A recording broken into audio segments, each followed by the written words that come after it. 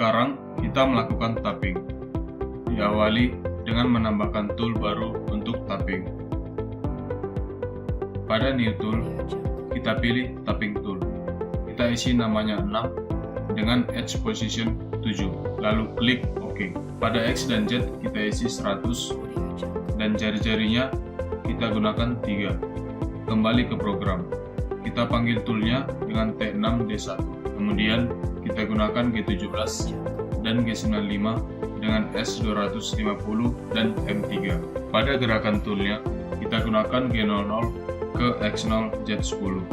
Untuk melakukan tapping, kita klik drill, pilih thread, dan pilih rigid tapping.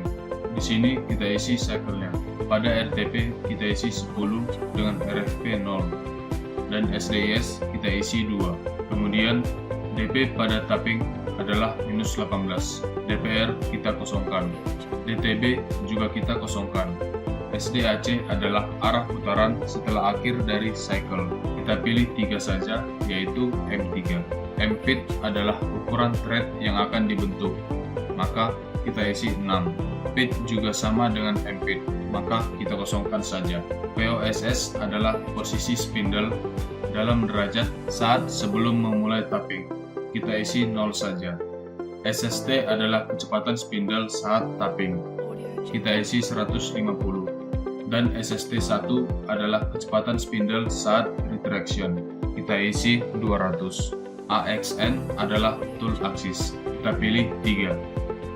Vari kita pilih 0 untuk tapping. Dam kita kosongkan saja dan VRT kita nolkan saja.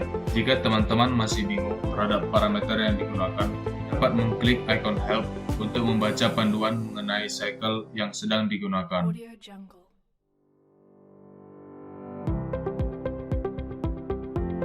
Setelah semua selesai, kita klik OK.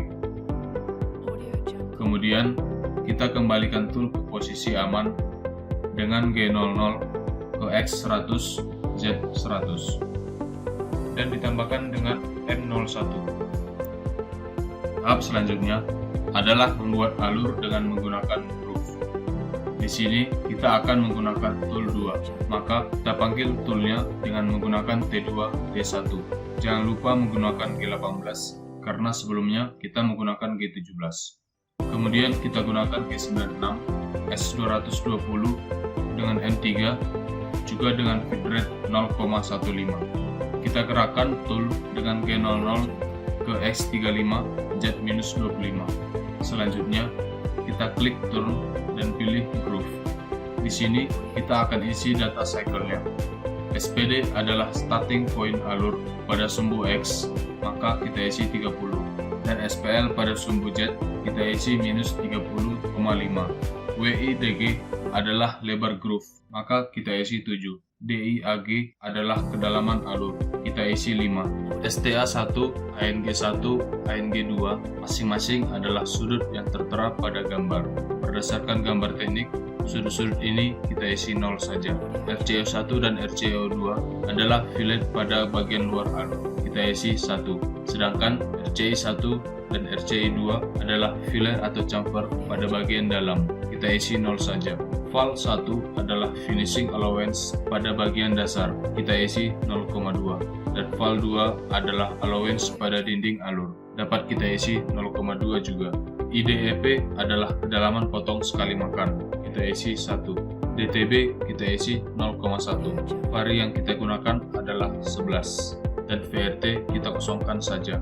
Kemudian kita klik OK. Setelah itu, kita kembalikan tool ke posisi aman dengan G00 ke X100, Z100. Tahap terakhir yang kita lakukan adalah cut off benda.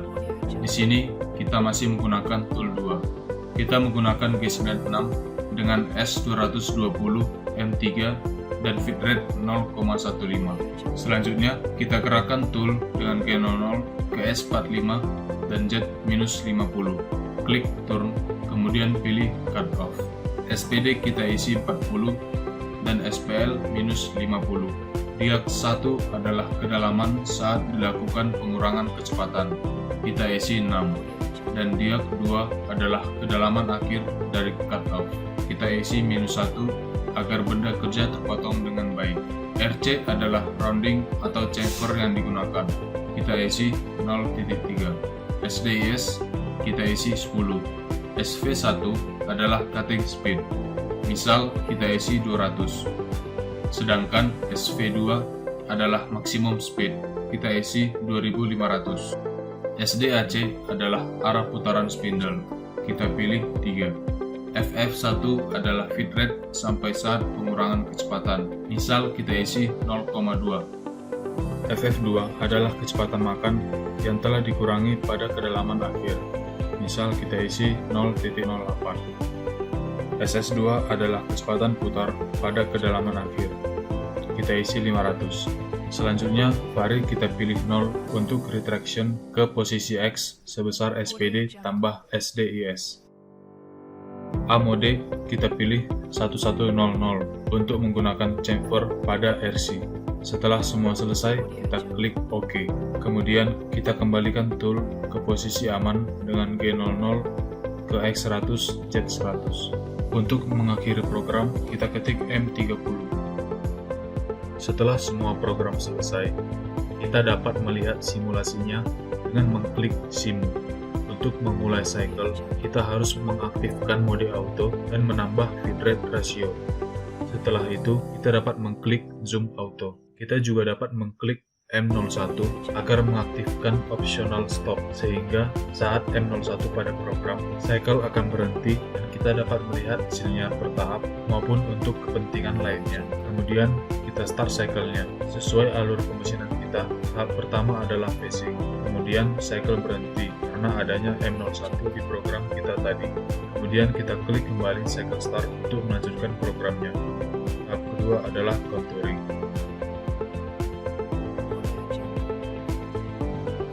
Kemudian membuat ulir luar dengan threading. Dilanjutkan dengan center drilling. Kemudian deep hole drilling. Kemudian tapping. Selanjutnya ada grooving. Dan tahap terakhir adalah cut off benda kerja.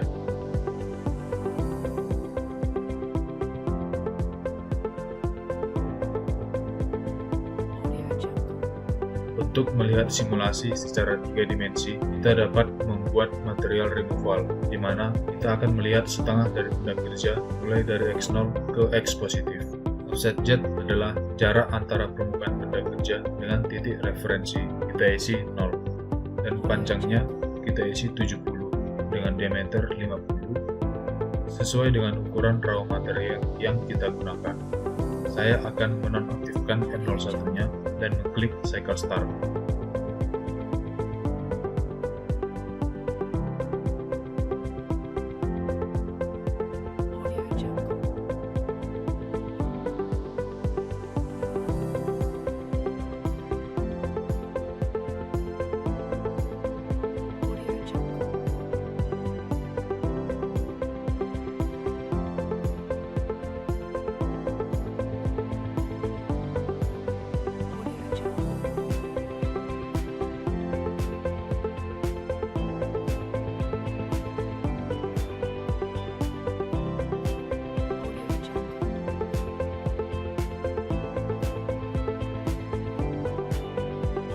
Sekian video tutorial dari saya.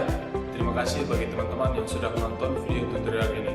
Semoga dapat bermanfaat bagi teman-teman sekalian. Jangan lupa like, share, dan subscribe channel ini. Dan sampai jumpa di video tutorial yang berikutnya.